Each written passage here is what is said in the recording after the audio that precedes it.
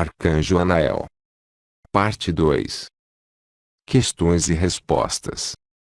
Questão: você pode desenvolver sobre o perdão? Bem-amada, o perdão pode ser encarado em diferentes níveis. Existe um perdão relativo às emoções. Existe um perdão relativo a um ato mental. Existe um perdão relativo a um ato real da consciência. Independentemente de qualquer pressuposição existente no emocional ou no mental, o verdadeiro perdão é aquele que libera. O perdão é a liberação, porque o perdão permite, literalmente, desagregar uma ligação em ressonância com duas pessoas. Por exemplo, vou tomar um exemplo, profundamente comum na humanidade em todos os tempos. Vou tomar um exemplo específico. Dois seres humanos se amam e, um dia, não se amam mais. Que fazem eles? Eles se divorciam. Ora, se eles se divorciam, é justamente porque não se amam mais. Naquele momento, existe certo número de ressentimentos que vão tecer, literalmente, um laço, uma relação, enquanto que eles mesmos encaram conscientemente liberar seus laços. Ora, o que se libera, afastando uma pessoa de vista, apenas faz reforçar os ressentimentos e os laços existentes em outros níveis, conduzindo a experimentar a lei de ação-reação de vida em vida, chamado de karma.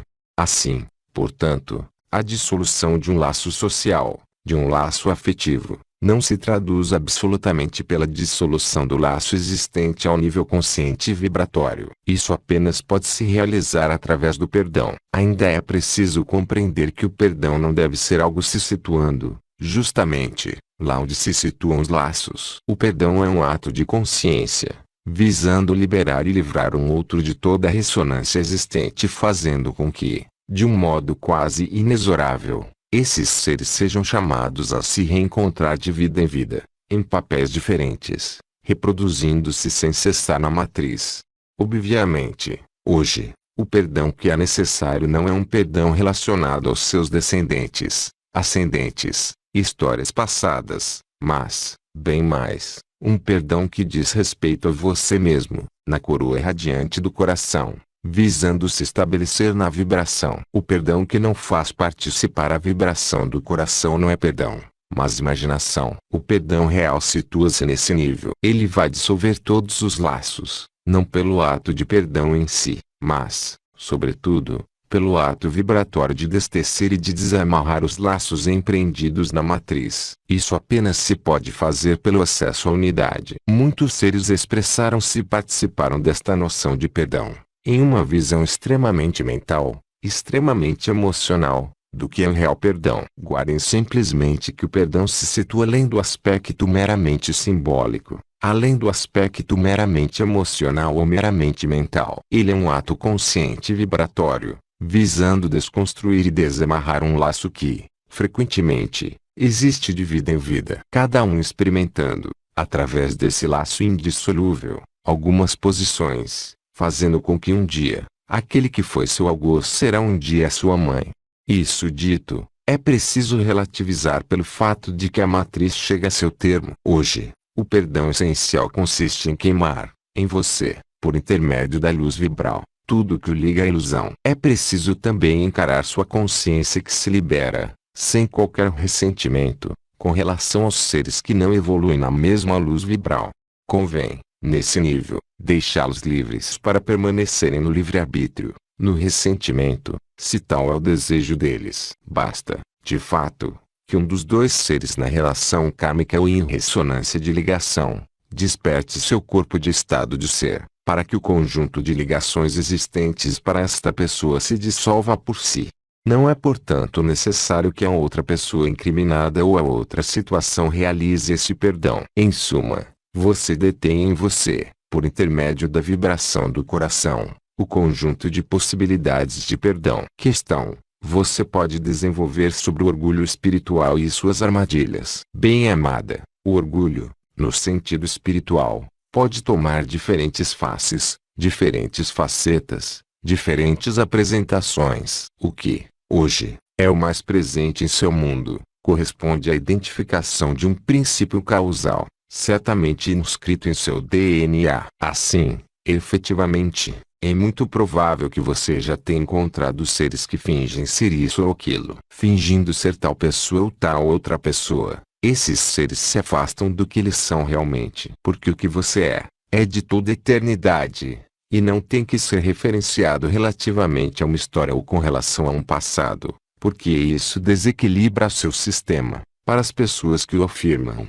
Afirmando então, por orgulho espiritual, esta identificação com o ser elevado, realmente em verdade, a despolarização desse sistema ao nível do passado. Há, portanto, afastamento do instante presente. O orgulho espiritual está também frequentemente presente sob forma de falsa humildade, em que o ser vai afirmar uma espiritualidade para ceder a certo número de privilégios, considerando que estes vão permitir encontrar um sentido para a sua vida, na matriz. Aí se situa a armadilha mais importante do ego espiritual, que é fazê-los crer que a luz vibral será destinada a estabelecê-los na alegria, nesse mundo.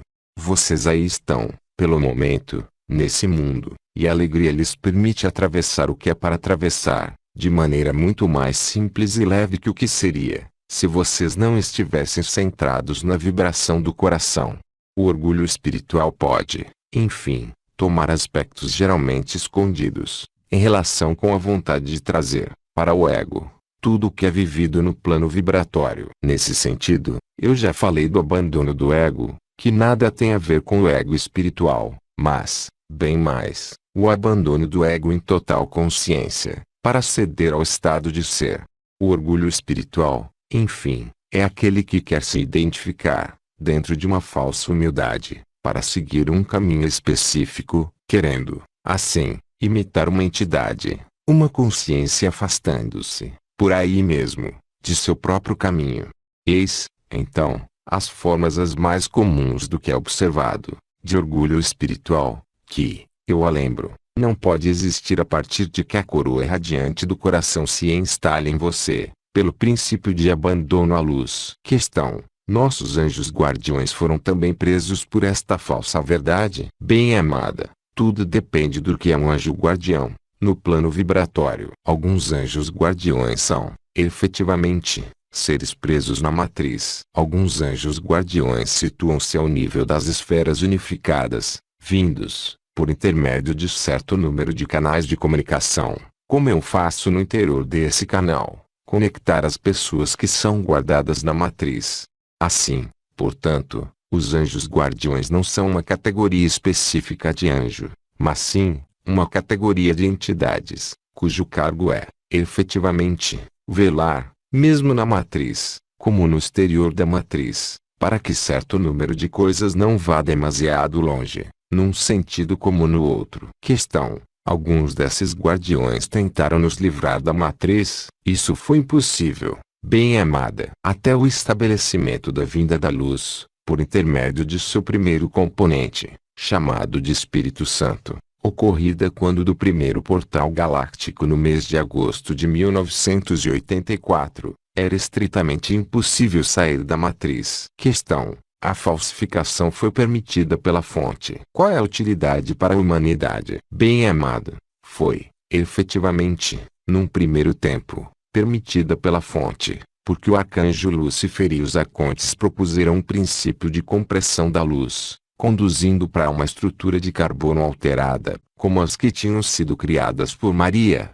de modo original, cujo objetivo primeiro teria sido de fazer ressoar, ainda mais, a luz. Ora, é exatamente o inverso o que se produziu. A partir daquele momento, as forças da luz autêntica não cessaram de querer restabelecer a verdade e a unidade nas matrizes de carbono. Em resumo, pode-se portanto dizer que isso estritamente não teve qualquer sentido. Assim como eu já o disse, não existe qualquer evolução na matriz, contrariamente ao que vários ensinamentos tentaram fazê-los crer. Questão: há algo de importante que não tenha sido falsificado? O coração e a gota de imortalidade que foram mantidos em atividade pelo sacrifício dos Elohim, ocorrido quando do Concílio de Alta, na criação de Atlântida, em 50.721 a.C. Cada ciclo, certo número de entidades, vindas de dimensões as mais elevadas, se deixam prender, voluntariamente, na matriz, a fim de não perder a herança de luz e da vibração. A única coisa não falsificada, hoje, nesta matriz, são vocês mesmos. O que vocês são, justamente, na coroa radiante do coração. Todo o resto é apenas falsificação e entrave para a sua liberação. Questão: a morte do mental e a morte do ego são a mesma coisa. Bem-amado, o mental é um dos componentes do ego, mas não é a totalidade do ego. O ego é o resultante de condicionamentos, de crenças, de ilusões, de certo número de laços existentes que unem o ego à matriz, seja através de pessoas, de situações, de lugares ou ainda de energias, no sentido mais amplo.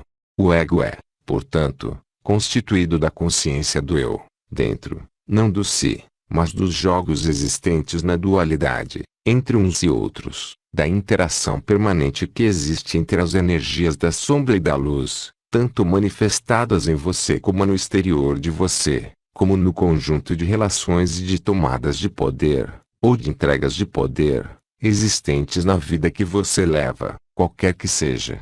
O ego é, portanto, constituído de um conjunto de coisas. O mental é um dos elementos do ego, mas não é sua totalidade. Questão: sabendo que há duas coroas da cabeça, a primeira seria as duas estrelas de Maria e a segunda, é o que? Bem-amada, as duas coroas são centradas sobre o ponto central, chamado do Bindu, em relação com o Vajra ou fonte de cristal, como eu disse, e como foi anunciado, ao veículo ascensional Merkaba.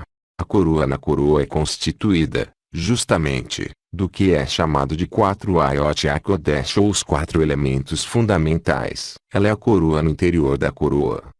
Portanto, nesta coroa, que é a imagem, eu a lembro, do chakra do coração, na coroa radiante da cabeça, a ativação e a colocação em serviço dos 4 elementos ou 4 Ayot Akodesh, espírito do fogo, espírito da água, espírito da terra, espírito do ar, que, quando estão conjugados às 12 estrelas de Maria, permitem-lhe resgatar o 5º elemento ou éter, através da Merkaba o veículo ascensional. Questão: essas duas coroas giram no mesmo sentido? Bem-amada, é muito difícil assimilar os movimentos, porque eles são múltiplos. Não existe um único sentido de rotação na coroa radiante do coração e na coroa radiante da cabeça. De fato, a rotação de uma coroa radiante não é a rotação de um chakra, que se faz no sentido dos ponteiros de um relógio. Nesta coroa radiante existe certo número de circuitos, alguns sendo no sentido horário e outros no sentido anti-horário. Existem muito numerosos, ilustrando o que é chamado, em linguagem figurada, de 24 fios de luz da alma em encarnação. Esses fios giram, alguns num sentido e outros em outro sentido. Os 24 fios de luz são representados no momento em que a alma se encarna vindo da matriz astral e penetrando na matriz manifestada desse mundo, quando a alma emite, literalmente, certo número de fios de luz para ancorar a alma na manifestação.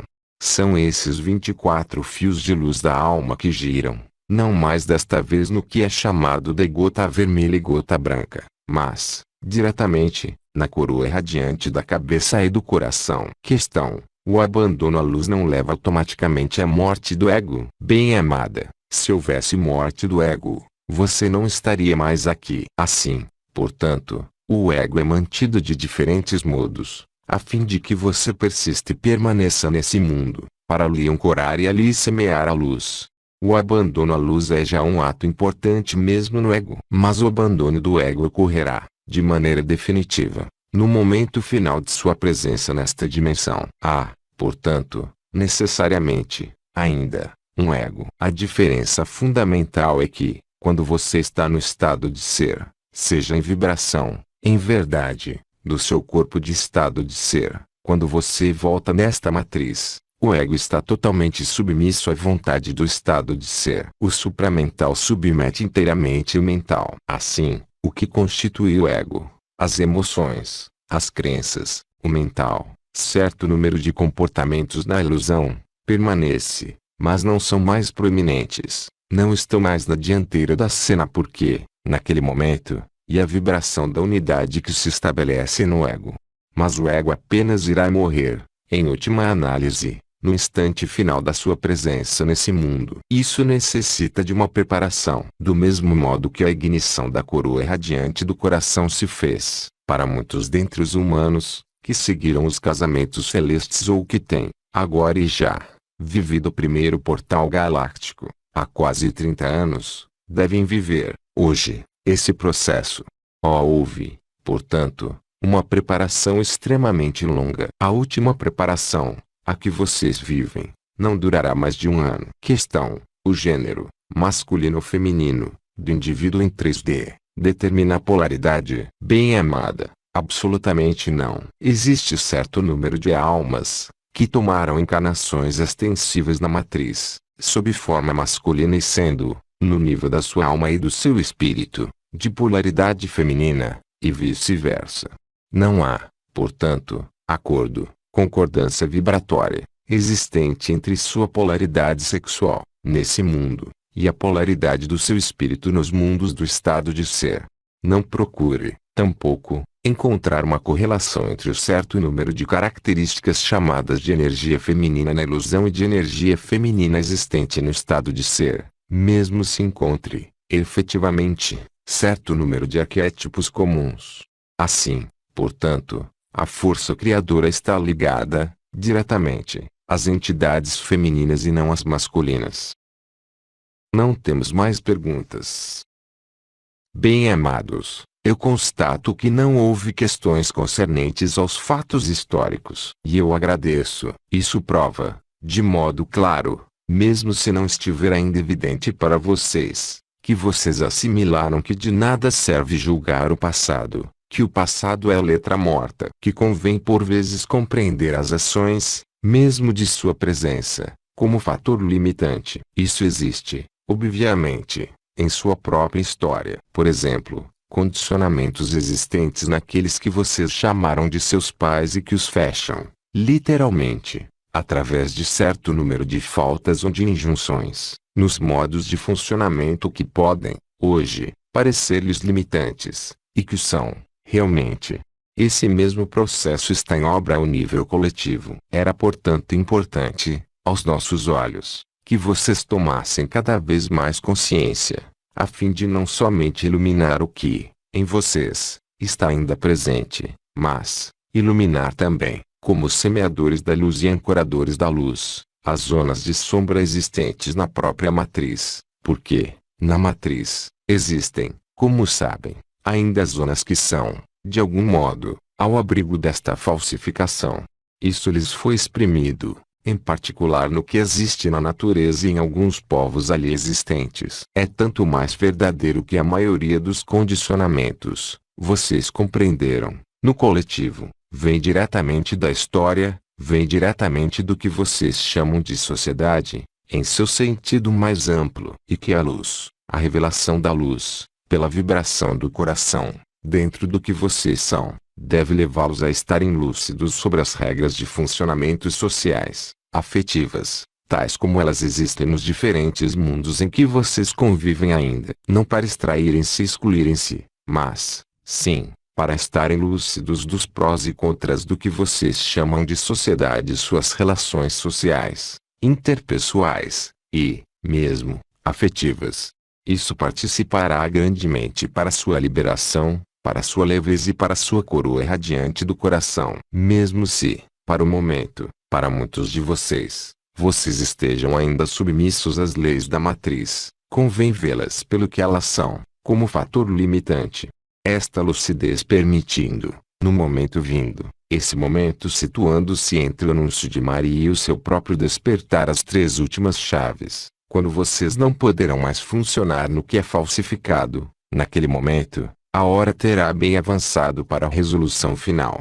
Não haverá, portanto, que se inquietar por qualquer insuficiência ou qualquer falta do que quer que seja. Lembre-se de que a luz é inteligente, de que ela está apta a nutri-los, de que ela está apta a conduzi-los, de que ela está apta a curá-los, de que ela está apta a preservá-los, até o momento oportuno.